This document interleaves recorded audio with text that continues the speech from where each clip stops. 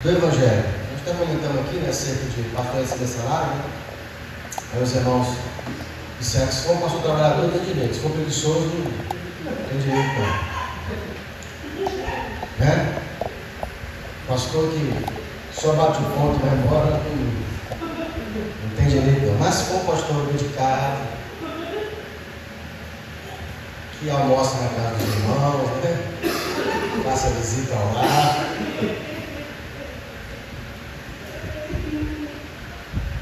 Versículo 15. Mas eu de nenhuma destas coisas usei, e não escrevi isso para os que assim se faça comigo. Paulo ele está dizendo que mesmo que ele tenha direito de ter salário, de poder receber da igreja, ele sempre, pelo menos na igreja de Coríntios, ele não usava desse direito. Para o quê? Para que os irmãos não acusassem ele, né, de ser leviano. Então ele falou bem assim: estou aqui ensinando vocês, estou aqui escrevendo essa carta, estou treinando a igreja, mas não estou usando isso aqui para poder reivindicar o meu direito de ter salário, não. Pelo menos na igreja de Coríntios ele não queria que a igreja fosse, ele queria pesar a igreja dessa forma. Eu até expliquei aqui. Pode ser que lá na frente a gente abra uma outra congregação, e aí, né, a igreja, ela, quando está começando, ela não tem receita, né? Então quem vai ajudar? A igreja mãe, né? Aí até questionei acerca do casal que estava aqui, que queria que a gente fosse lá para João Neiva, né? E eu questionei ele o seguinte: olha, é um translado grande, então é necessário que os irmãos daqui que querem a igreja aqui, eles se reúnam para que apresentem, né, enquanto as cabeças vão estar de frente aqui, para poder já começar a colher o dízimo dos irmãos, para a gente poder interar e pelo menos pagar o transporte, porque se fosse 3 vezes por semana, tinha que liberar o carro para lá. Era uma viagem longa e combustível, né? Na época eu tinha um carro velho, era um golzinho, na gasolina, né? E aí, o casal de missionário, eles não concordaram muito com essa ideia de cobrar dos irmãos. Não é cobrar para pregar, não. É que normal que os irmãos deixem o dízimo ali, tragam o dízimo. Por quê? Os maduros na fé, você já pode chegar para ele e cobrar. Não, seu dízimo, cadê? Porque eles vão trazer para bancar, porque você não chega no visitante fazendo isso, né? Você não chega no novo convertido e cobrando aí o dízimo. Mas pessoas já maduras na fé, por exemplo, ele não está aqui não, mas quando o Jamilton é cooperador, né? Ele se apresentou para congregar conosco, eu perguntei para ele: você é obreiro? Você é dizimista? Você participa? Ele falou: não, pastor, eu sou dizimista. Ou seja, se a pessoa está numa posição de cooperador, de auxiliar, né, ele já tem que estar maduro na fé. Essas coisas não podem barrar ele, né? Então, e graças a Deus, ele é mesmo, né? Realmente ele é dizimista, não fala não. Aí, tem irmãos que eu nunca fiz isso. Tem irmãos que eu chego nele: não, cadê seu dízimo? Eu faço assim, eu ensino, né? Eu mostro para você as bem-aventuranças, né? Ela está comentando no carro que a minha esposa, ela disse que não entregava, até porque ela falou assim: eu nem sei por quê, mas ela passou a despertar o interesse pela Tainá, que tipo assim, na mente dela, ela era um pastor, que tem muito mais acesso a esse conhecimento do que a própria Tainá, que na época estava começando a congregar. E ela viu como que a Tainá recebia, era fiel. Antes de receber, já mandava: tio, olha para mim, eu disse aí, na premissa. Eu fazia os cálculos para ela, ensinava ela, mas já descontava, ela já mandava. Ou seja, um bom exemplo fez o quê? Ela se despertar.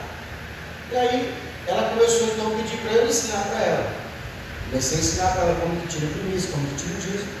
E ela começou a fazer e começou a entregar. E eu falei: vai observando como que deu a trabalhar.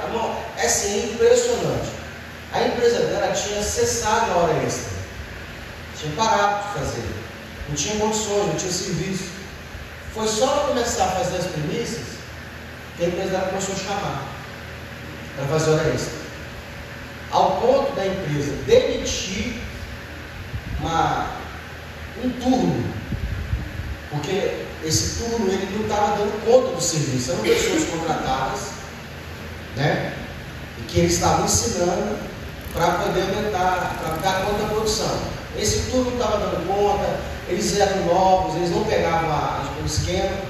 E aí a empresa fez reuniões com os mais velhos e perguntou: nós estamos querendo demitir o turno, mas eu preciso saber se vocês vão fazer hora extra, porque senão a produção para. Porque eles chegaram, os antigos chegaram e falaram assim: demite esse monte de gente preguiçosa e paga para a gente a mais que a gente fica depois do horário. Dá para a gente esse dinheiro que estão dando para eles. E foi o que a empresa fez. A empresa falou: tá bom, vamos demitir. Demitiu tudo, pediu para que eles fizessem, tem que fazer hora extra. A minha esposa, ela dobra o salário dela só de hora extra. Quando você é fiel no primícia e dízimo, principalmente na primícia, Deus não quer o seu dinheiro. A pessoa ela acha o seguinte: eu vou tirar daqui e vai faltar. Essa é a mente de todo mundo. Não, mas eu vou tirar daqui, vou entregar ali, vai faltar para mim, já não está dando conta. Você não sabe o que Deus quer. Deus não precisa do seu dinheiro. Ele precisa pegar o seu corpo para ele multiplicar. Entendeu? Jesus podia multiplicar do nada o pão e o peixe naquela multidão? Podia? Tinha esse poder? Por que ele pede para os discípulos lá e ver se alguém tem alguma coisa? Porque Jesus precisava pegar um pouco que aquele menino tinha, 2 pães, 5 pães e 2 peixinhos, para fazer o quê? Multiplicar. Deus quer participar do seu corpo para ele aumentar. Para depois você não dizer que foi o seu braço, foi a sua força que teve que multiplicar. Sem entender, ela não tinha condições de prosperar. Minha esposa estava lá, meses sem, ela falou: eu vou aguentar, porque ela tinha feito dívida, contando com hora extra. De repente a empresa acabou com a hora extra. E ela começou a ofertar e iniciar. Aí foi quando ela começou a fazer hora extra, dobrou o salário dela. Então, assim, exemplo, tirou R$30 para a primícia, tirou 100 do dízimo. Ela ganhou R$1.000, R$2.000. Eu não quero o seu dinheiro. Quando você entender isso, você vai ver que fica assim insuportável. É insignificante o que você está entregando. E aí, ela começou então, estava falando com a minha mãe que ela entrou no caixa-tem dela. Ela falou: amor, eu vi que ela entregou um dízimo, uma primícia fora do mês, da data do mês. Foi dia 15, 17, minha esposa entregando dízimo primícia. Orei lá, agradeci a Deus por ela, abençoei ela. Aí ela já falou comigo assim: o rapaz lá ficou insistindo tanto para entrar no caixa-tem, disse que tinha saído uma coisa do governo. Eu olhei no banco, na caixa econômica, não vi nada, eu olhei na minha outra conta, não vi nada, quando eu tinha lá. O rapaz ficou insistindo que eu tinha pegado o dinheiro lá e tal. Ela foi, instalou de novo o caixa-tem, chegou lá quando ela tinha R$3.000. Foi quando ela chegou no início do dia. Então, voltando, a gente vai falar com pessoas maduras, porque pessoas novas a gente não fala, a gente prega, a gente ensina, entendeu? Para quê? Para que Deus possa ter esse contato com ela. E uma vez que você prova, você mesmo é testemunha disso. Uma vez que você provou, você vai ver como que Deus faz na sua vida. Tem algumas coisas aqui que eu vivo, eu não gosto de falar, sabe? Mas assim, o dia que você entender isso, como que a oferta, ela faz você prosperar, você não vai querer viver outra coisa. Não vai querer viver sem ofertar. Você já viu uma macumba sem oferta? Você já viu? Existe? Faz uma experiência, vai no Padre Chiqueiro e fala assim: eu queria fazer um despacho, um trabalho espiritual. Você quer o quê? Eu quero amarrar. Você amarrar, sei lá, não importa, não dá porta. Ele vai te dar uma lista. Eu tenho um vídeo que salva no Instagram do Padre Chiqueiro falando: se você vier para Macumba, vem preparado, aqui é caro. Para fazer os trabalhos aqui, raspação, 10 mil, 20 mil. Falei: ó. Depois eu botei no comentário: depois chamou o pastor ladrão. O Padre Chiqueiro falando. O preço dos despachos lá, do trabalho, para abrir seu santo, para raspar seu santo, para fechar o corpo, só que 10, 20 mil por cima lá. Tem uma lá que ela falou que ela tira o cara da cadeia, qualquer um da cadeia. Ela não gosto de fazer não, ela falou, não é meu forte, mas se tiver um trabalho, a gente faz uma prepara 50 mil. Aí a moça perguntou, mas é se você cobra? É, um trabalho de graça. Esses trabalhos são caros. Tem que ir lá para o centro de Macumba, tem que ir lá para o terreiro, tem que ir lá para a encruzilhada. Então tem uns materiais que eu tenho que levar. Ela falou, tirei um aí forte, ainda estava preso aí, que era. Tirei da cadeia. Oi? É?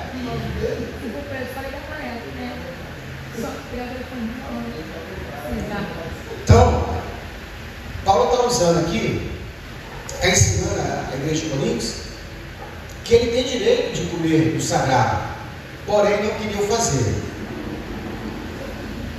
Paulo vai dizer assim, ó, porque é melhor que fora morrer do que alguém fazer em vão essa minha glória. Porque se eu anuncio o Evangelho, não tenho que me gloriar, pois não me é imposta essa obrigação, pois me é imposta essa obrigação, e há de mim se não anunciar o Evangelho. Tem duas coisas perigosas: fazer a obra sem ser chamado e não fazer a obra depois de ser chamado. Se Deus chamou, você não pode dizer não. Isso é perigoso. Deus chamar você para fazer a obra e você falar que não vai. Toma cuidado. E também fazer aquilo que Deus não pediu. Entendeu? Se Deus não te pedir e você entrar, você pode se machucar. Tem umas pessoas aí que acham que igreja dá dinheiro. Então elas pegam e abrem a igreja. Né?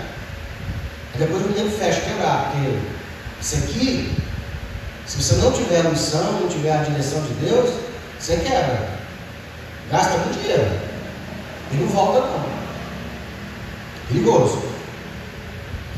Então Paulo está dizendo aqui que ninguém pode tirar esse direito dele, esse privilégio dele fazer o quê? De anunciar o Evangelho. É por isso que eu faço de boa mente. Terei prêmio? Terei, né? Mas se de boa vontade eu fizer. Senão, apenas uma dispensação me é confiada. Ou seja, você pode fazer a obra de Deus com raiva. Você pode fazer a obra de Deus de cara emburrado. Né? Quem já fez a obra de Deus chateado, emburrado? A força? Pode fazer. Você pode dizer assim, estou indo lá porque eu sou mandou, porque por mim não. E já fiz várias vezes. Falar com Deus assim, vou lá para aquele lugar que você mandou, porque eu acho que o Senhor me odeia. Porque imagine, você tem um ponto lá na sua casa, perto da sua casa, não enfrenta trânsito nenhum, você todo feliz, todo alegre, querendo fazer a obra de Deus, Deus falando assim, você vai assim, Senhor, agora está aqui, está pronto, já comprei o ponto, eu sou liberal, eu vou fazer a obra. Você a gente às vezes quer fazer umas coisas para Deus e está achando que Deus vai, poxa, que maravilha, que bom, como se Deus precisasse da gente, né? A gente acha isso. Aí o Senhor falou, ok, mas nem não, tá? Vou te mostrar um lugar que você vai fazer. Primeira vez que eu vi que era Giovana, cara, de noite, eu acho que até o GPS se perdeu. Deus me livre. Fui conversar com a Giovana atrás da cena do ponto. A Giovana não me conhecia, não deu nem confiança. E eu falava assim, meu Deus, o que eu vou fazer nesse lugar? O que o Senhor quer comigo, meu pai? Mas estamos aí, há 7 anos. Esconde de Deus. Então Paulo está falando assim, eu tenho uma missão, eu não sei o Evangelho. Se eu fizer de boa vontade, eu terei recompensa. Se não fizer, apenas uma incumbência me foi proposto. Logo, que prêmio tenho? Que evangelizando proponha de graça o Evangelho de Cristo. Proponha da graça, de graça, o Evangelho de Cristo. Para não abusar do meu poder no Evangelho. Paulo está falando aqui que ele propôs no coração dele anunciar o Evangelho para os Coríntios sem cobrar. não queria tirar nada deles, para que eles não acusassem ele de ter sido por causa do dinheiro. Porque sendo livre para com todos, fiz-me servo de todos, para ganhar ainda mais. Existe a obra de Deus também fora das paredes da igreja. Existe empresário que ele foi chamado para ser empresário, e sendo empresário ele está fazendo a obra de Deus. E existe pastor que abriu igreja que não foi chamado por Deus, e ele pastoreando a igreja, ele não está fazendo a vontade de Deus. Entende? Então, quando falar de fazer a obra, o ministério, você pode às vezes abrir uma lanchonete, isso é obra de Deus. Você às vezes pode ser um empresário de sucesso, e isso é obra de Deus. Aonde Daniel serviu como homem de Deus? Qual a igreja? Qual era o nome da igreja dele? Tinha igreja? Qual era a função dele? Pastor, presbítero, sacerdote? Qual era a função de Daniel? Governador. O cargo político. E a Bíblia vai destacar Daniel como um dos poucos homens que Deus tinha apreço. Se não me engano, eram 3 homens: Moisés, Daniel e Jó. Então, não limita a obra de Deus na sua vida em 4 paredes. Talvez você não foi chamado para ser um pastor, um presbítero, um missionário, mas pode ser chamado para ser uma grande empresária, um médico, um advogado, um juiz. Entende? Então a gente não pode limitar o poder de Deus e o ministério, entendeu? Eu, por exemplo, recebi uma palavra profética uns 5 anos atrás, que Deus ia me dar uma empresa para tomar conta, para que eu pudesse fazer a obra de Deus e eu não dependesse da igreja, no sentido de me preocupar com o que eu ensino. Que tem pastor que ele tem medo de ensinar a verdade e perder membro, principalmente membro que dizima, né?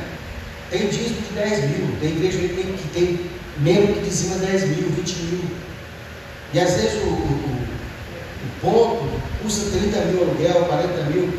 Então, se esses 10, 20 mil, esse membro, ele pega esse membro, desfoca para ele.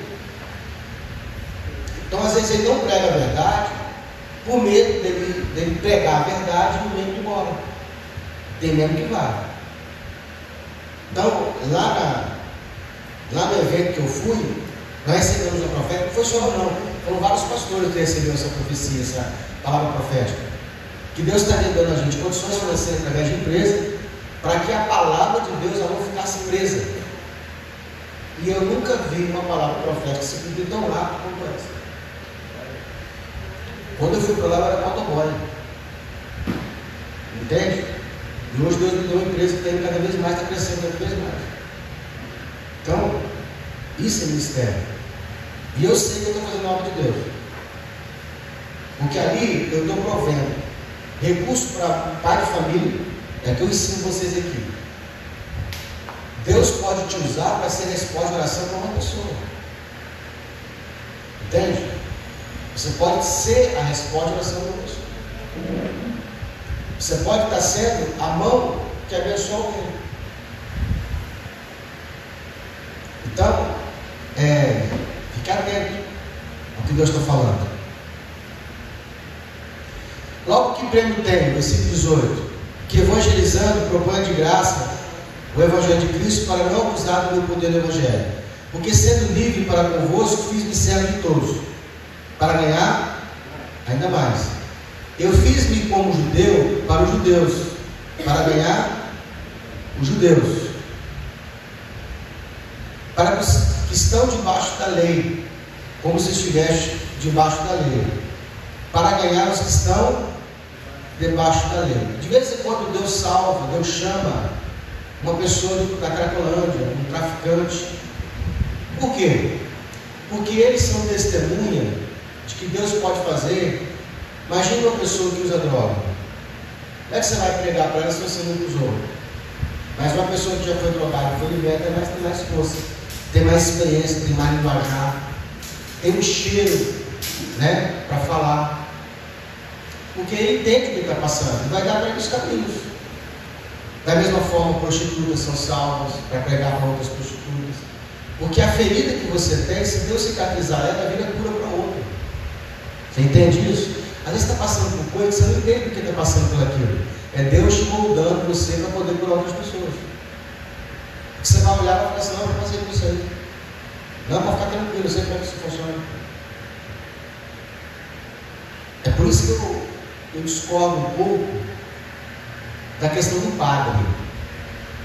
Que eles não casam, né? Eles são proibidos de casar. Como é que o padre vai aconselhar um casamento?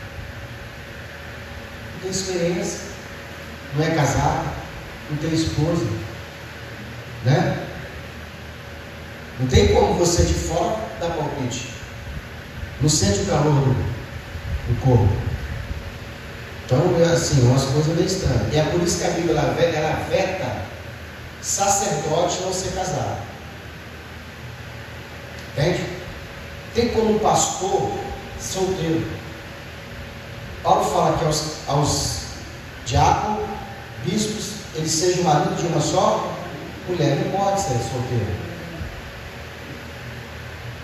Vocês não perguntam nada, né? Já viu? Você que é o mesmo cargo do episcopado, o que você acha que o pastor não pode ser solteiro? Não sabe? Marcelo, você que será o futuro pastor da igreja? Hã? Não sabe? Eu tenho medo de responder.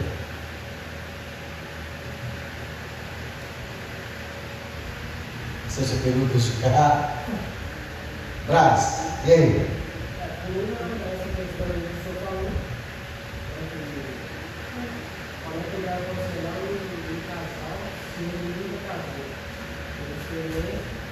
Segundo também, porque eu passei de vida, né?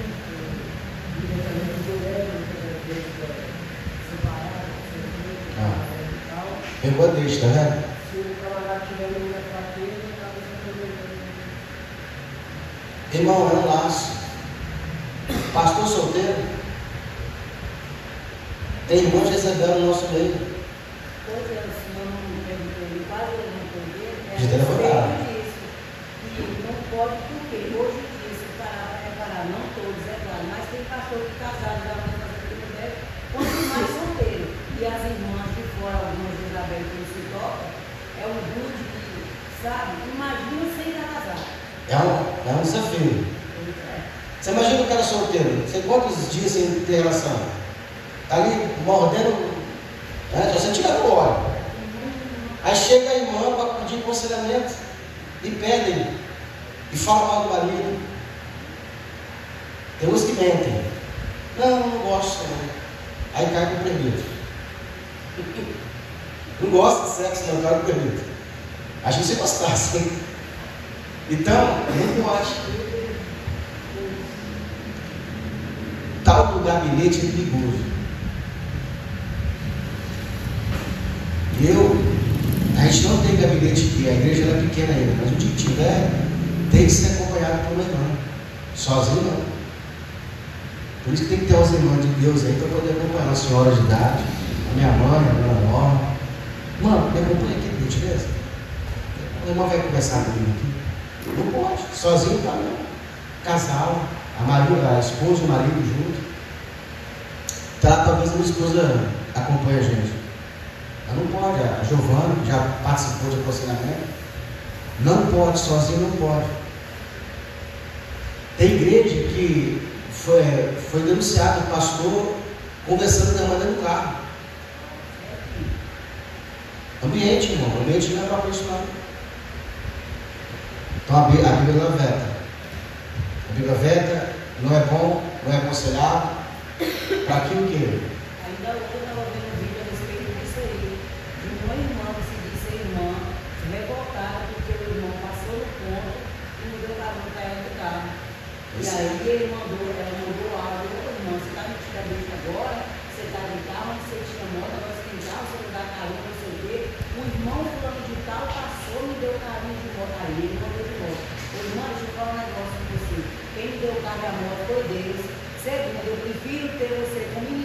porque minha mulher não me liga. Então vá perguntar para Deus que o problema não é meu não. Pedir, irmão. Aí não quero caramba, Não é errado você estar caramba, está acompanhado. Eu, por exemplo, estou com a minha mãe e minha filha. Se eu ver uma visita que eu posso oferecer, nova geralmente eu não ofereço, só se for só de idade. Porque nova tem marido também, né? Mas se estiver acompanhado. E agora, se ela pedir o aplicativo e cair para mim, infelizmente, ela vai dar que se desembola lá os dois. No aplicativo, sozinho sem aplicativo não. E na frente também não vai não, só no banco de trás. Mas aí, sim, pastor, o senhor já trabalha com isso.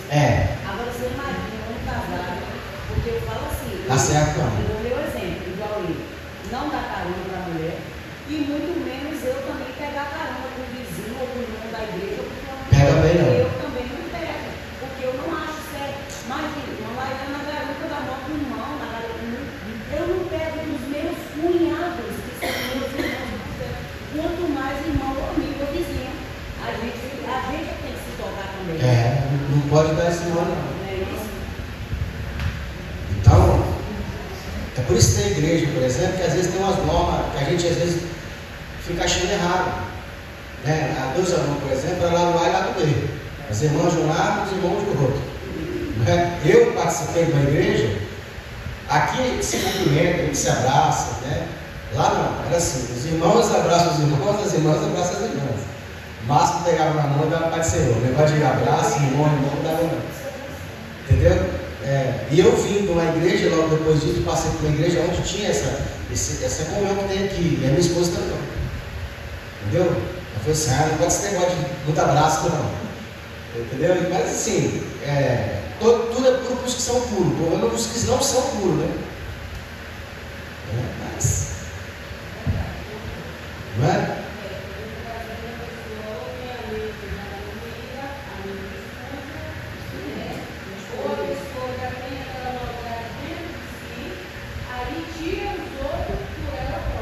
Isso aí, tudo é puro para os que são puros. Os que não são puros, infelizmente, eu, por exemplo, eu não me importo de abraçar as irmãs. A minha preocupação é o marido dela, que eu me garanto. Entendeu? Ela tem que se garantir com o marido dela. Se ela consegue dizer que está tudo tranquilo do marido dela, eu não quero ser o pivô da confusão. Mas se ela está dizendo, não, posso estar tranquilo em casa, está tranquilo, em casa também consigo resolver. Entendeu? Por quê? Porque eu não abraço a mulher lá fora. Então eu posso dizer para minha esposa, eu só abraço as irmãs da igreja, diante do marido, diante da igreja. Também não vai me ver lá fora abraçando, não. É o ambiente da igreja, entendeu? E se eu também perceber, como a irmã falou, alguma coisa a mais, eu já vou cortar também. Sentir que o abraço foi meio estranho, eu corto. Mas eu não procuro esse tipo de coisa. Não procuro, entendeu? Foi o que eu falei por aqui. Eu não tenho esse costume lá fora, de abraçar lá fora. Mas pela igreja, eu faço qualquer sacrifício, irmão.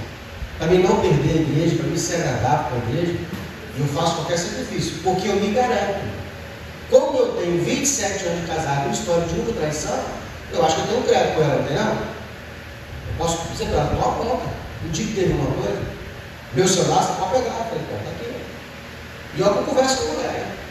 E eu pego muita mulher no mundo. E a conversa é sempre a mesma. E eu sempre falo com as mulheres, o melhor lugar para sentar é atrás do motorista. Pode ficar com a perna aberta, pode ficar tranquilo, não aparece calcinha, não aparece nada. Eu falo assim com elas. Agora, a mulher que senta do lado do motorista Uber, ela vai reclamar de quê? Já tive constrangimento, já. Já teve? Já teve, não? Peguei passageiro que está de canta de praia furada. Ela estava de calcinha sutiã. E ela sentou do meu lado, né, porque eu permitia ali, porque era antes da pandemia, né, eu aproveitei a pandemia para cortar. Aí a moça falou, mas acabou a pandemia. Eu falei, para mim acabou não, continuo sem poder sentar. A pandemia foi para mim, sabe, a chave que virou. Estava indo para a praia, sentou do lado lá, de biquíni, canga de praia, furada, não era feia, a bicha era bonita, estava a mãe dela atrás e o filho dela, pequenininho. Eu estou dirigindo, vou para a praia. Gravo o retrovisor, tem que olhar, eu tenho pouca visibilidade. Ela olhou para mim e falou assim: pressão está na minha perna, pressão sua. A perna da minha esposa é maior que a tua. Caraca, irmão. Porque eu já vi podia ter jogado a cana, jogado a bolsa, disfarçado, vou conferir se é verdade. Não, eu ouvi assim, presta atenção na minha perna. E estava mexendo no vidrinho, espelhinho. Aqui, ó, pressão sua. A perna me expôs no atendor.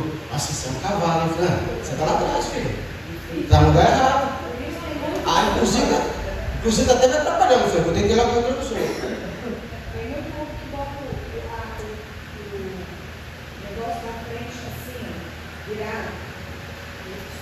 Não, quem tem que desconfiar é o passageiro. O Uber não está preocupado com isso, não. Ele está preocupado com a próxima corrida, irmão. O Uber mesmo está preocupado com a próxima corrida. Entendeu? É raro os casos. O cara para ser Uber tem que ser de Deus, senão. Versículo 21. Não, todos. 22. Fiz-me como fraco, para os fracos, para ganhar os fracos, fiz como tosco, para poder, por meio desse, chegar a salvar alguns. Eu faço isso por causa do Evangelho, para ser também participante dele.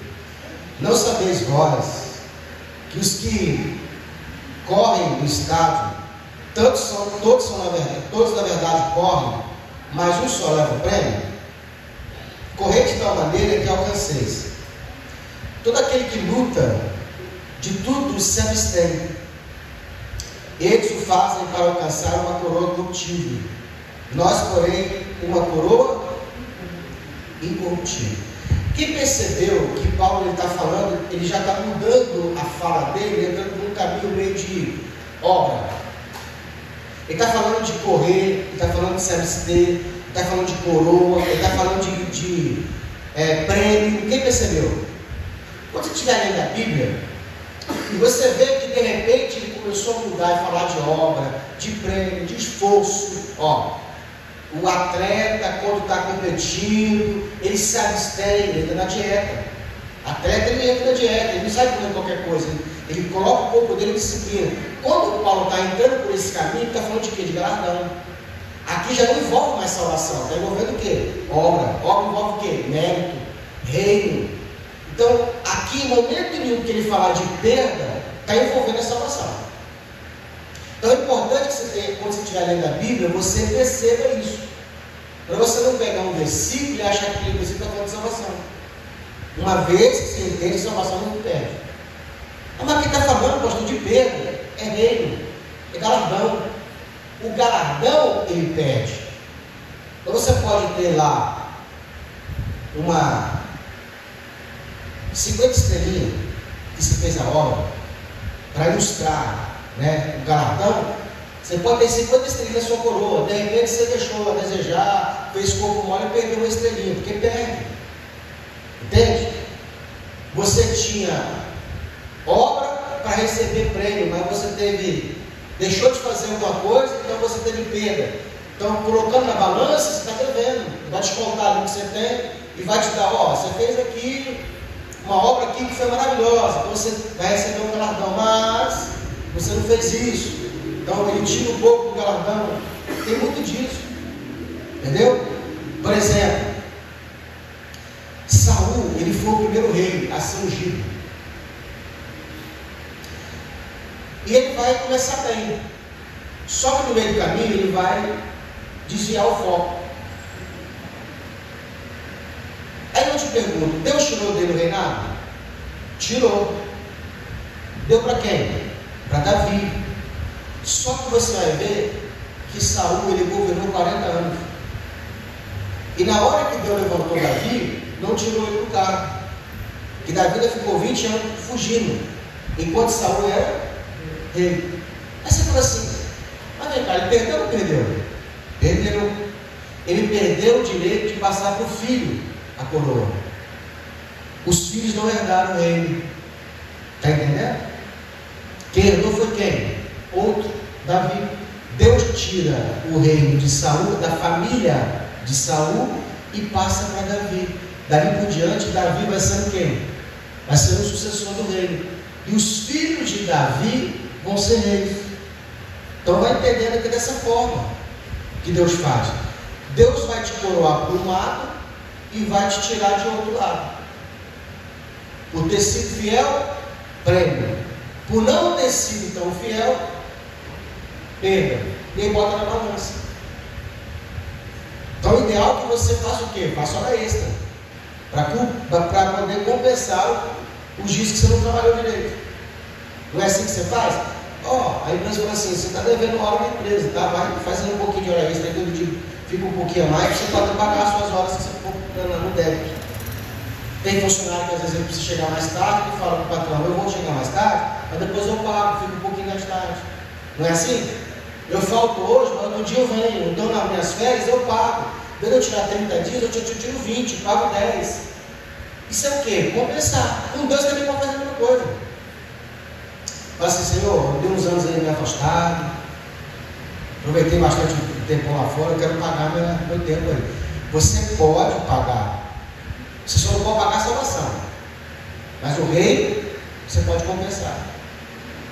Por que Jesus, ele dá uma parábola, dizendo o seguinte, que o Senhor Davi, ele chega e vê ali algumas pessoas ociosas, ele vai encontrar os trabalhadores, e esses vão para trabalhar a primeira hora, e ajusta com eles, um denário por dia, um salário. Trabalha para mim aí a dia, quanto que é o dia? R$200, combinou com eles começam a trabalhar. Aí chega no meio-dia ali e viu que tinha mais gente ociosa e ele contrata também esses caras. E ajuda com eles o quê? Não é nada. Quando está faltando uma hora para o dia terminar, digamos que o dia vai terminar às 18. Quando chega às 17 horas, ele contrata quem? Outros trabalhadores, para trabalhar também. Aí esse trabalho só uma hora. E aí o Senhor fala bem assim, para o bordão, paga todos, mas começa pagando os que começaram por último. E aí na hora de receber, os que começaram a trabalhar primeiro, eles estão vendo. E aí o anjo vai lá e paga ele tipo R$200. Os caras olharam e falaram, rapaz, o cara deu 200.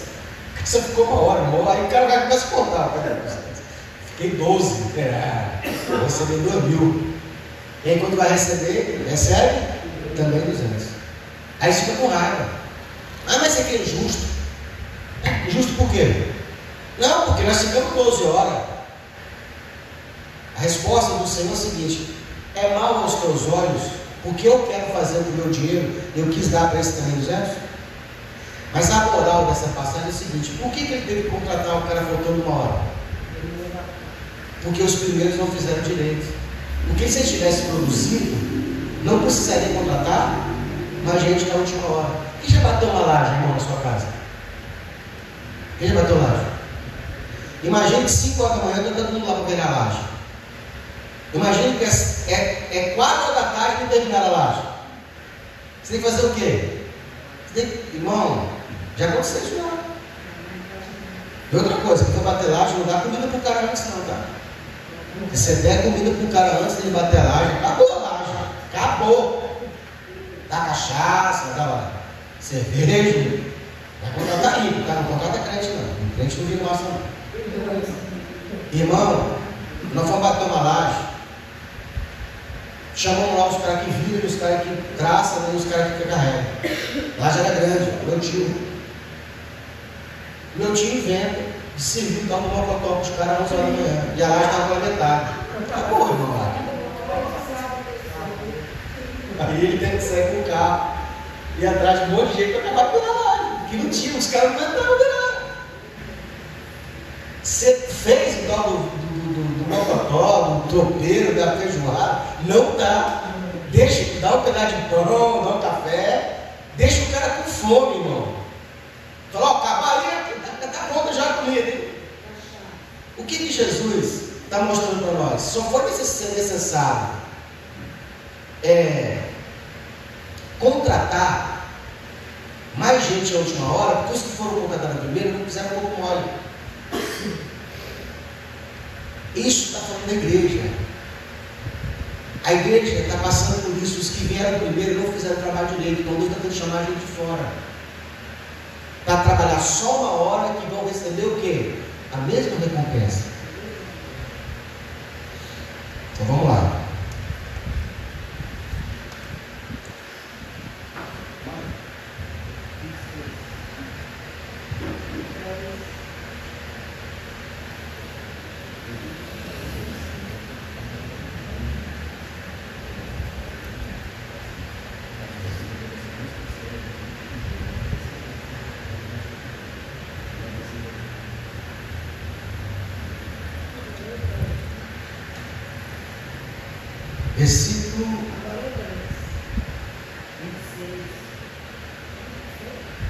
Pois eu assim como, não como a. Eu assim. Como? Eu assim corro, estou fraco de visão. Porque eu assim corro, não corro com coisa certa. Assim combato, não combato combatendo o ar. Antes subjugo o meu corpo, eu reduzo a servidão. Para que pregando aos outros, eu mesmo não venha de alguma maneira ficar reprovado. A gente que prega o Evangelho, a gente que anuncia o Evangelho, a gente que ensina, principalmente os que ensinam, tem que viver o que está pregando. Ou seja, se eu prego que tem que dizimar, eu tenho que fazer o quê? Também dizimar. Se eu prego que tem que jejuar, eu também tenho que jejuar. Paulo está falando assim, então eu subjugo o meu corpo à servidão. Paulo, eu obrigo o meu corpo a obedecer. Para que quando eu estiver ensinando as pessoas, eu não possa reprovar daquilo que prego. Então, se eu prego que não pode adulterar e eu adultero, eu estou sendo reprovado na mesma pregação que eu prego. Eu não tolerei esse tipo de coisa. Então, eu cheguei a repreender liderança que fala uma coisa e procede de outra forma. Que coloca uma regra para a igreja e ele não cumpre a regra. Uma vez eu chamei a atenção do líder e falei assim: o senhor ensina que a igreja é maior que a nossa família. Que nós temos que amar a igreja mais do que a família. O senhor ama mais a sua família que a igreja. Se o senhor congrega na sua própria igreja e o senhor não obedece o que o senhor fala, o senhor está dando um exemplo para nós. Nossa, estou para morrer. Porque o senhor ensina que a minha família está depois da igreja. Mas toca nos seus filhos que você vira o santo da igreja. O senhor dá assim, a Bíblia diz assim falar e assim proceder. Então, tocou nos nossos filhos, a gente tem que ter fé para suportar a igreja. Mas tocava nos deles, ele quase excluiu os irmãos da igreja. Eu não podia levar a minha esposa ímpia, na época ela era ímpia, para o retiro da igreja. E os filhos dele não iam. Então corta na carne, irmão. Mas ninguém prega. Ninguém fala que prega, porque prega. É. Pegar o filho, Para.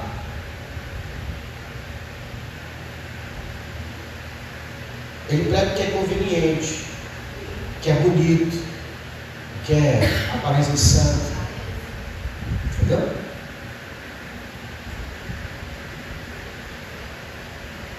Capítulo 8. Ora, o tocou de as coisas sacrificadas aos ídolos. 10. Que virou a página. O que eu abro de novo?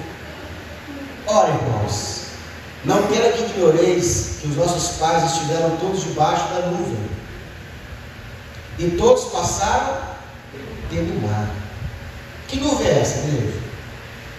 Que Paulo está falando aqui? A Shekinah de Deus. Quando eles estavam no deserto, a Bíblia diz que tem uma nuvem que os acompanhava. Essa nuvem era a presença de Deus. Moisés, ele foi falar com Deus o seguinte: nós vamos entrar no deserto, o Senhor vai com a gente. Deus falou assim: não, vou enviar um anjo. Você que gosta de anjo? Você que acha que anjo é maior do que Deus? Que às vezes a pessoa está louvando e fala assim: eu vou sentir a presença de Deus, você precisa estar aqui. A igreja não está nem aí. Mas se a pessoa fala: viu um anjo? Ai, que sapateiro. É um negócio que se da igreja. É verdade. Você fala assim: Jesus está aqui, irmão, estou sentindo a presença dele. Você é a igreja, mas falou que, não viu um anjo que agora aqui. Sapateiro, que era tudo. E aí Deus está falando com Moisés: eu vou enviar um anjo para ir com você. Mas eu falei assim: negativo. Anjo? Não. Se o Senhor não for conosco, ainda que não vai não. Vou voltar para trás. Ou seja, Moisés falou assim: nós não abrimos a mão, eu não abro mão da tua presença. E aí o que Deus fez? Claro que Deus não poderia aparecer da forma real dele. Então Deus via na nuvem, que é um filtro. Você já teve sonhos com enigmas? Quem tem sonho com enigma? Deus quer falar uma coisa com você, mas Ele não fala a real. Ele te dá um sonho de um enigma.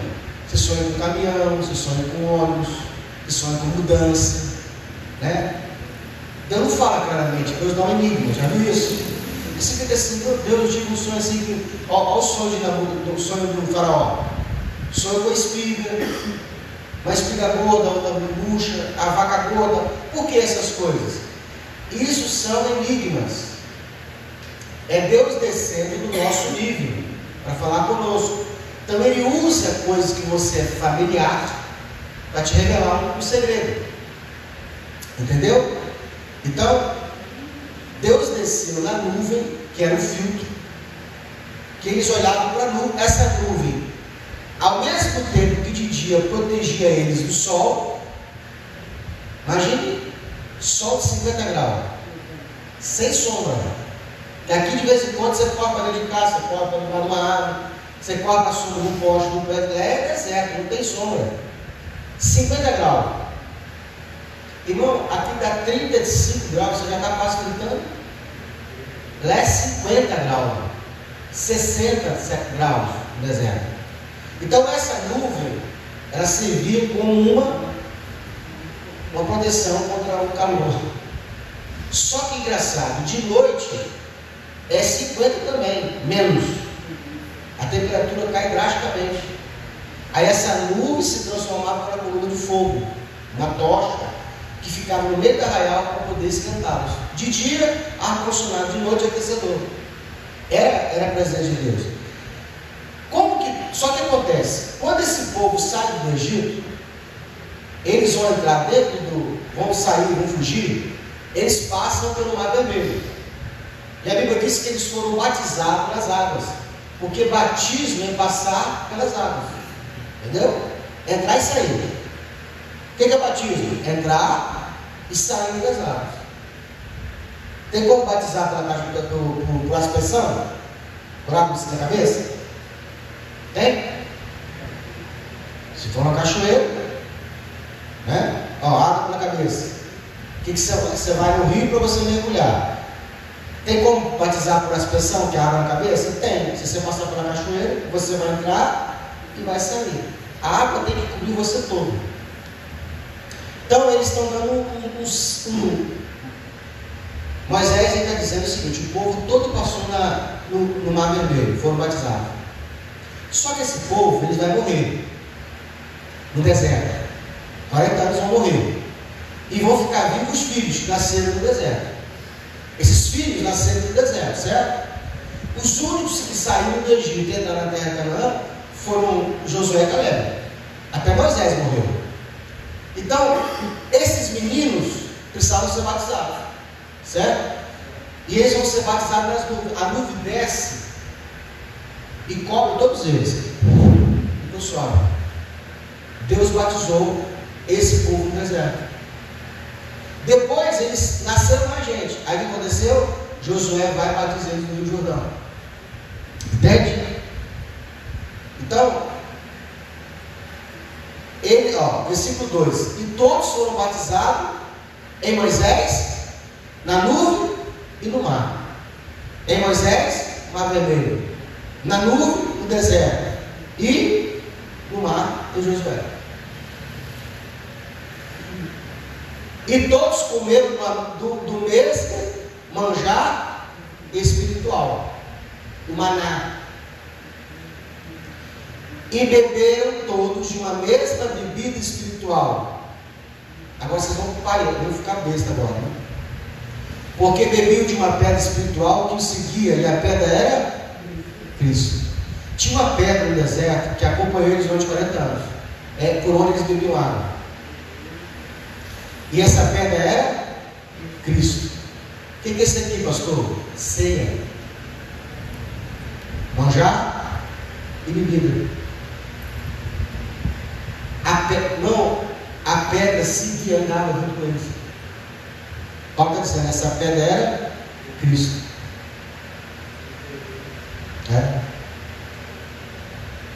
Mas Deus não se agradou da maior parte deles, pelo que foram prostrados no deserto. E essas coisas foram feitas em figura, para que nós não cobicemos as coisas más, como eles cobiçaram.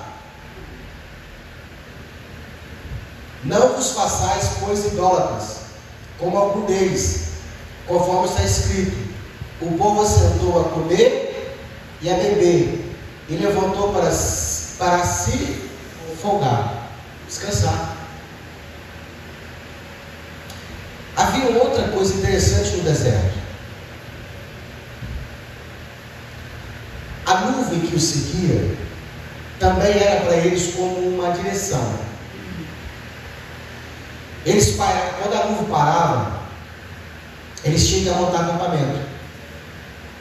Aí montava acampamento. Se a nuvem começasse a se mover, eles tinham que desmontar o acampamento e começar a caminhar. Então, imagine que a nuvem parou agora e eles estão olhando para a nuvem que está parada. Né? Vamos sentar no acampamento. Todo mundo desarma tudo, fica lá as madeiras, arma as barracas. E era em fileira, tinha uma ordem, não era bagunçado. Cada tribo tinha o seu canto, de forma que se você olhasse de cima para baixo, se tivesse um drone para olhar o acampamento, ele formava uma cruz. Entendeu? A barraca de Moisés, ela ficava na parte do centro ali, onde ficava o tabernáculo, e as tribos alojadas de um lado e de outro, com bandeiras, tudo organizado. Então, se você estivesse sobrevoando o acampamento e olhasse de cima para baixo, ele formava certinho uma cruz. E aí, imagine, não era fácil armar aquela tenda ali. Já trabalhei com feira. Não, chegaram de madrugada, 5 horas da manhã, tinha que tirar a barraca, o tabuleiro, botar tudinho, bota a lona, marca o negócio. Aí você armou a barraca, beleza, vamos colocar as frutas. Bota lá as frutas nesse negócio. Aí quando estava lá 1 hora da tarde, vem comer, aí recolhe tudo, guarda as frutas na caixa, quando recolhe a barraca, amarra a barraca, bota no caminhão. Tem todo dia chato demais. Agora você imagina eles têm a casa deles. Montou barraca, arma tudinho. No outro dia a nuvem começa a mandar. Desarma tudo de novo. Aí toca a trombeta, aí sai a nuvem andando e eles vão andando. Ficou 3 meses parado, 3 meses no mesmo lugar. Armou a barraca, um dia, no outro dia, a nuvem começa a andar. O que é isso? Para que isso? E direção. Eles só podiam caminhar se a nuvem caminhasse. E para onde essa nuvem ia? Rodando no deserto. Esse cara 40 anos. Por que, pastor? Porque não creram. Porque quando saíram do Egito, 30 dias estavam diante da terra prometida. O Senhor falou assim: Moisés, separa os espias. Só homens que podem influenciar, não chama qualquer um não. Aí a Bíblia diz que Moisés separa 12 homens e envia os caras para a terra prometida. Eles vão ficar lá 40 dias e 40 noites, provar do fruto, filho da terra. Eles tinham que chegar e contar com o povo e animar o povo. 10 deles estavam desanimados, incrédulos, e viu o gigante. O que você faz quando você vê o gigante? Você acredita no Deus que te enviou, que te mandou e te deu vitória, ou você olha para o gigante e fica desanimado? Porque os gigantes da nossa vida são para a gente enfrentar. Se Deus falou que é contigo, acabou. Detalhe, pode ser que dê errado, mas não quer dizer que o errado deu é para te desanimar, não. É para você persistir, porque no final vai dar certo.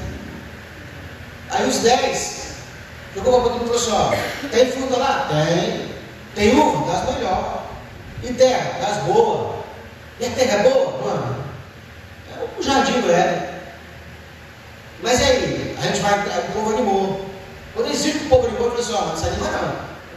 A gente não pode contra aqueles nomes lá não. Tudo gigante. E aí a Bíblia diz que só Josué e Caleb toma a palavra e anima o povo. Não, não faz isso não. Se Deus se agradar de nós, Ele queria conosco, Ele vai nos dar vitória. A Bíblia diz que por causa dessa palavra, Deus falou assim com Moisés, Josué e Caleb, eles vão entrar na terra prometida. A Bíblia diz assim, é perpétuo, eles entram. Porque eles me defenderam. O que Deus quer de nós? Que na hora da luta, você não diga para Deus, por que está passando por essa? Você fala, Senhor, como é que eu já venci esse negócio? E persistir, e perseverar. Não é para te desanimar, é para você dizer para o seu problema que você tem um Deus. A Bíblia diz então que esses camaradas que disseram que não podia entrar e que estavam preocupados com o filho, irmão. Logo nós tínhamos um rei. Eu falei assim, os seus filhos vão entrar, vocês não. E aí Deus levou 40 anos para matar esse povo no deserto. Engraçado. Tem coisas que a gente vai descobrindo, né, no caráter de Deus. Por que Deus não expulsou eles do arraial? Se Deus não queria eles lá, por que não expulsou eles do arraial? Oi? Chuta aí, né? Também. Moisés entrou no meio e falou, não. Faz isso não, Deus. Não, o povo vai falar que o Senhor não tem poder para colocar eles aqui dentro. Também, isso aí conta muito ponto. Mas, se Deus manda eles embora, o deserto massacraria eles. As bestas feras que tinham no deserto, ia ser uma morte covarde. A gente é mal.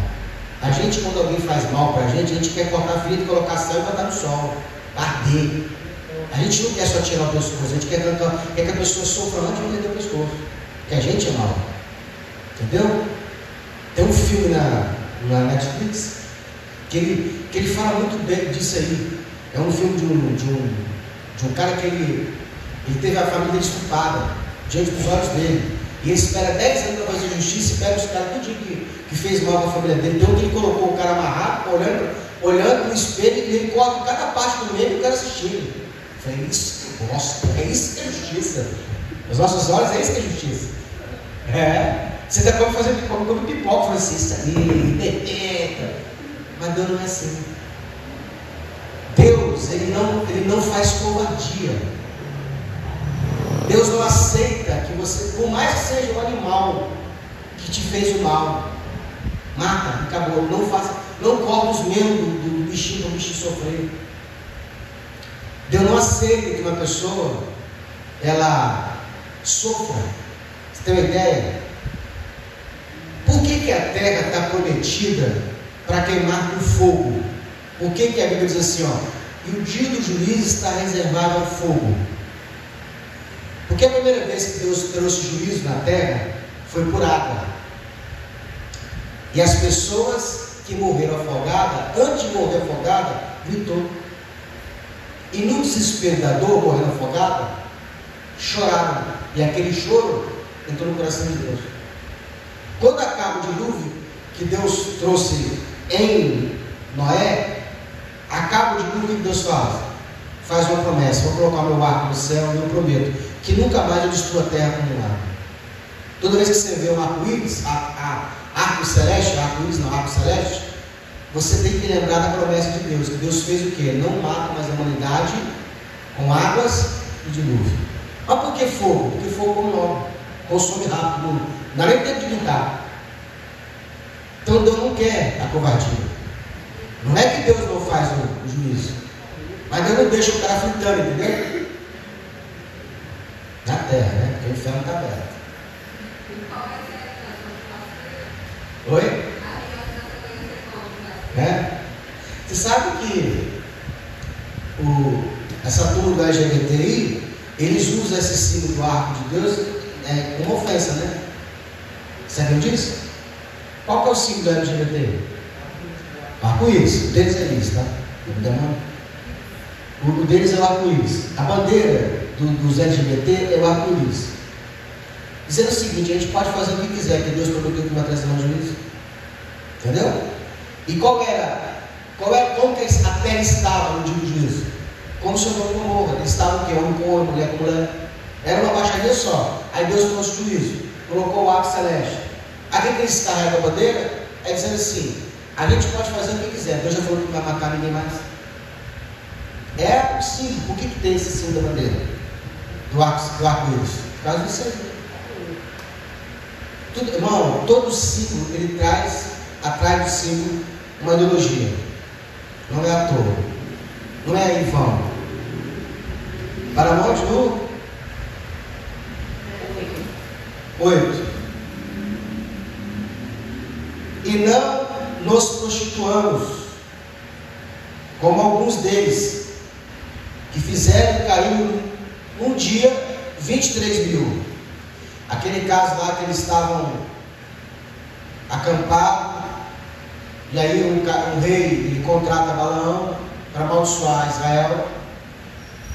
Só que Balaão percebeu que Israel era bendita, não podia ser amaldiçoada, mas Balaão ele queria um prêmio, ele queria o dinheiro que estava sendo oferecido, ele não conseguia, porque Deus falou com ele: se você fizer, se você amaldiçoar o que eu abençoei, você está lascado. E ele queria um jeito, sabe, de amaldiçoar Israel. A Bíblia diz que ele coloca vários altares, várias oferendas, para que ele pudesse, no meio do encantamento, no meio da oferta, olhar para Israel e ver um defeito. Mas eles não viam, porque Israel estava fechado. Quando você não dá brecha, ele não pode nem te amaldiçoar, não pode nem pegar em você. Se você não der brecha, irmão, acabou. Sabia que quando o diabo quer tirar você da presença de Deus, primeiro ele tira você daqui, te coloca aqui para você parar de vir. Por quê? Porque aqui está protegido. Sozinho, você está em defesa. E aí ele viu que ele não conseguia. Ele falou assim: só tem uma maneira de destruir esse povo. É só se Deus se levantar contra eles. E aí a Balaão deu um conselho para eles: traga as vossas mulheres e dê para eles. Se eles caírem com as mulheres de vocês, o próprio Deus vai destruir eles. E aí o que aconteceu? Esses inimigos fazem o quê? Aliança com Israel, dando as mulheres deles para os israelitas. E aí eles começam a fazer o quê? Ter relação com essas mulheres. Ao ponto de um cara pegar uma mulher estrangeira, atravessar o arraial, entrar para dentro da tenda, irmão, durante o sol quente, que era proibido. Sabe quando a pessoa perde temor? É igual, por exemplo, eu não gosto de droga. Eu acho errado a pessoa usar droga na vida do mundo. Você tem esse problema? Vai no particular. O cara sente cigarro lá da maconha na frente do mundo, na praia, no ar livre. E o cara pegou a mulher, arrastou pelo braço. É como se, dentro da tenda aqui, sabe? Dentro da igreja. Todo mundo vê. Teve um homem de Deus, pegou a lança, e a praga comeu, tá? A doença sentando na relata, caiu 23 mil homens de doença, de praga, caiu pecado. Até que o homem pegou uma lança, adentrou a tenda e vazou os dois, o israelita e a estrangeira, só com uma lança. Olha o que a Bíblia diz: na hora a praga cessou. Mas matou 23 mil. Por isso que Paulo está falando aqui, ó, prostituição. Pastor, o que é prostituição? É a perversão do sexo. Sexo permitido é sexo do casamento. Fora do casamento não é permitido.